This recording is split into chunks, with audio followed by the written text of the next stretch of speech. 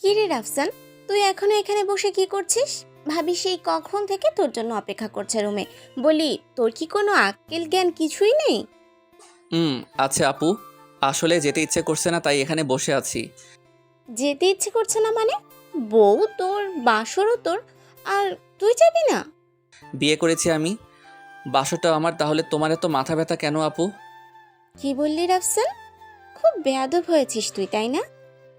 রাফসানের আপু কথাটা বলে রাফসানের যেই কান ধরে টানতে যাবে অমনি পিছন থেকে রাফসানের বিয়ে করা বউ নিতু বলে ওঠে। আরে আরে আপু, তোমাকে কষ্ট করতে হবে না। এই যে দেখো, আমি চলে এসেছি। ভালো করেছিস বেষ্টু। তা আমি তোর আপু কবে থেকে হলাম? এই যে তোর ভাইকে 3বার কবুল বলে বিয়ে করার পর থেকে। ভালো বলেছিস। যাই হোক, আমি যাই। তোর জামাই তুই সামলে নে। কথাটা বলে রাফসানের আপু চলে যায় আর রাফসানের বউ রাফসানের দিকে এগিয়ে আসতে থাকে, যেটা দেখে রাফসান বলে ওঠে। আরে আরে আপু, তুমি আমার দিকে এগিয়ে আসছো কেন? চুপ, আমাকে একদম আপু বলবি না। তো কি বলবো? বউ বলবি, বউ। ইয়ে শক্ত তো, আমি কখনোই তোমায় বউ বলে ডাকবো না। রাফসান, মাথা গরম করে দিচ্ছিস কিন্তু। আই ডোন্ট কেয়ার জানু। এই এই, কি বললি মাত্র? কি আবার বললাম জানো? এভাবে আমার দিকে এগিয়ে না এসে চুপচাপ বাসর ঘরে গিয়ে বসো। ইয়ে, তুই বললি আর আমি বাসর ঘরে গিয়ে বসবো? হ্যাঁ, 100 বার বসবে, কারণ আজ আমার আর তোমার বাসর। ওই পিচ্ছি, তুই বাসর বুঝিস? তাই তো। আমি তো বাসর বুঝি না, তবে এতটুকু জানি বাসর ঘরে বিড়াল মারতে হয়। চুপ লুচু, কেউ শুনে ফেলবে। শুনলে আমার কি? আমি তো আমার বউকেই বলেছি। ইস হারামি, এতক্ষণ পর বউ, তাই না? আমি যে 2 ঘন্টা ধরে বাসর ঘরে একা বসেছিলাম, সেই দিকে তোর কোনো খেয়াল ছিল? জি বউ, সবই ছিল, তবে তোমার জন্য গিফট আনতে আমার হারামি বন্ধুকে পাঠিয়েছি, কিন্তু সে এখনো আসেনি, তাই অপেক্ষা করছিলাম। ওরে ওরে আমার পিচ্চি জামাই, আগে বলবে তো। আচ্ছা শোনো না, আমি আবার বাসর ঘরে গিয়ে বসি কেমন? তুমি তাড়াতাড়ি আসবে কিন্তু। ওকে সিনিয়র বউ, তুমি যাও, আমি আসছি। নিতু খুশিতে গদগদ করতে করতে চলে যায় বাসর ঘরে আর রাফসান আগের ন্যায় সোফায় বসে পড়ে আর বারবার ঘড়ির কাঁটার দিকে তাকাতে থাকে। ঘড়ির কাঁটা যেই না 12টা ছুঁই ছুঁই অমনি এক দৌড়ে রুমের সামনে চলে যায় আর দরজায় নক করে। বিবি জান, ভেতরে আসবো? ভিতর থেকে নিতু কোকিলা কণ্ঠে বলে ওঠে। জি বর, আসুন। রাফসান বাসর ঘরে ঢুকে দরজা লাগিয়ে পিছন ফিরতেই দেখে নিতু ওর সামনে দাঁড়িয়ে।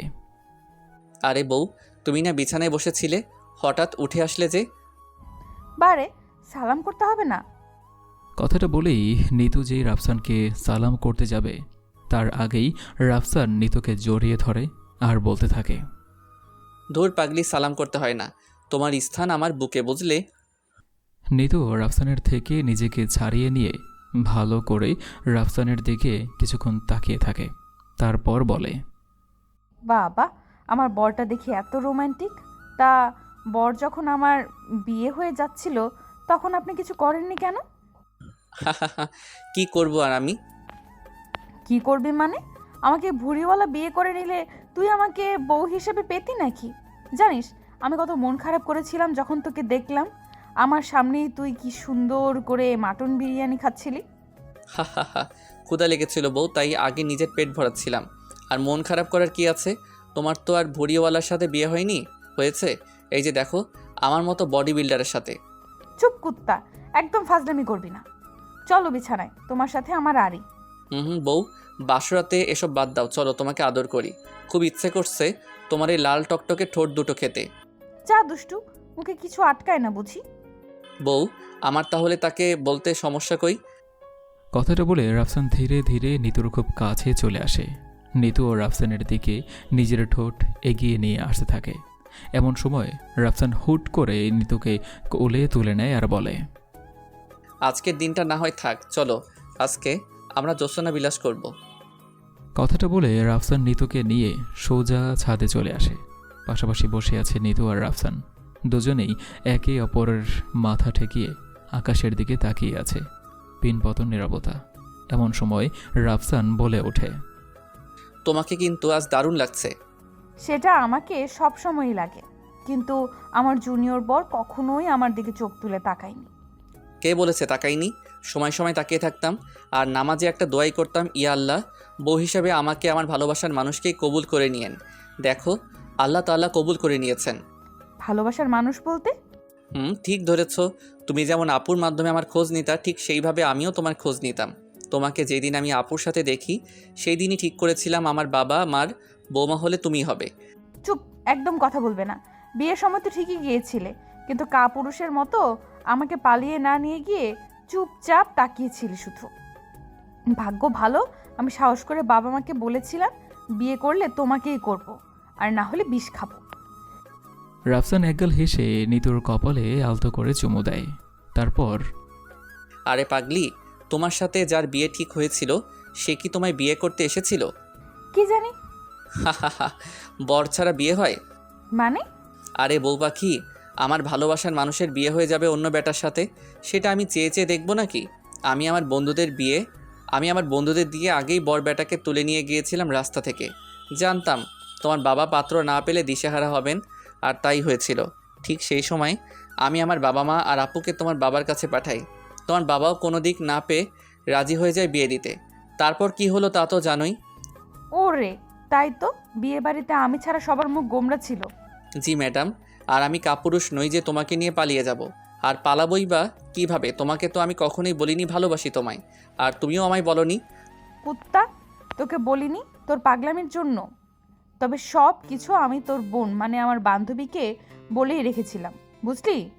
আমাকে কুত্তা বললে বউ আমি কিন্তু কামড়িয়ে দিব বলে দিলাম। চুপ, তুমি কথা বলবে না একদম। জানো আমি কতটা ভয়ে ভয়ে ছিলাম, এই বুঝি তোমাকে হারিয়ে ফেলি আমি। রাফসান নিতুর চোখে চোখ রেখে হাত দুটো আলতো করে ধরে বলে, পাগলি, তোমাকে ছাড়া আমি শূন্য, বুঝলে? নিজের জীবনের চেয়েও তোমাকে বেশি ভালোবাসি আমি। নিতু কিছু বলতে যাবে, তার আগেই পেছন থেকে রাফসানের আপু বলে ওঠে, বাহ বাহ, আমার ভাই দেখি বউকে নিয়ে জোছনা বিলাস করছে। রাফসান আর নিতু ঘুরে পিছনে তাকিয়ে দেখে রাফসানের আপু দাঁড়িয়ে আছে। আরে আপু, তুমি এখানে কেন? দেখছো না নিউ ম্যারেড কাপল জ্যোৎস্না বিলাস করছে? চুপ কর তো নিতু, এত রাতে ছাদে বসে থাকলে হবে? শর্তের কথা কি ভুলে গিয়েছিস তুই? না বৃষ্টি, আমি ভুলিনি তো, একটু পরেই রুমে যাব। তাড়াতাড়ি। আর রাফসান, যা তো রুমে যা, এখন রুমে যা। এত রাতে ছাদে থাকা ভালো না, বুঝলি? বউ, আপু কিসের শর্তের কথা বলছে? তোমার আপুর সাথে আমার কন্ট্যাক্ট রয়েছে, 6 মাসের মধ্যে তাকে কুপ্পি হওয়ার সুযোগ দিতে হবে। রাফসান নিতুর কথা শুনে লজ্জায় লাল হয়ে যায়। নিতু রাফসানকে খোঁচা দিয়ে বলে, ওই, এইভাবে লজ্জা পেলে কেন? তোমরা যে কি শুরু করেছো? আমি ছোট বলে আমাকে এভাবে লজ্জা দিবে? নিতু, এই কিন্তু আমাকে বারবার বলতো সে নাকি 1 ডজন বাচ্চা নিবে যেন ফুটবল টিম বানাতে পারে। যাই হোক, আমি যাই, আমার বর আবার আমাকে খুঁজবে। কথাটা বলে রাফসানের আপু চলে যায়। রাফসানও দেরি না করে নিতুকে কোলে তুলে নিয়ে রুমের দিকে আসতে আসতে নিতুর কানে কানে বলে, তাহলে চলো বউ, তোমার শখ পূরণ করে ফেলি। মানা করেছি নাকি? রুমে চলে আসে রাফসান আর নিতু। রাফসান নিতুকে বিছানায় বসিয়ে যেই উঠতে যাবে, অমনি নিতু রাফসানকে হ্যাচকা টান মেরে বিছানায় ফেলে দিয়ে রাফসানের উপর উঠে তারপর বলে, ওই, আমার না কিউট কিউট বাবু চাই। বাবু নিতে হলে তো অনেক পরিশ্রম করতে হবে জানো। তো করছো না কেন? রাফসান হালকা হেসে নিতুর দিকে নিজের ঠোঁট দুটো এগিয়ে নিয়ে যেতে থাকে। এমন সময় নিতু নিজেই রাফসানের ঠোঁট জোড়া এক করে দিল আর পাগলের মতো কিস করতে করতে হারিয়ে যায় সুখের রাজ্যতে।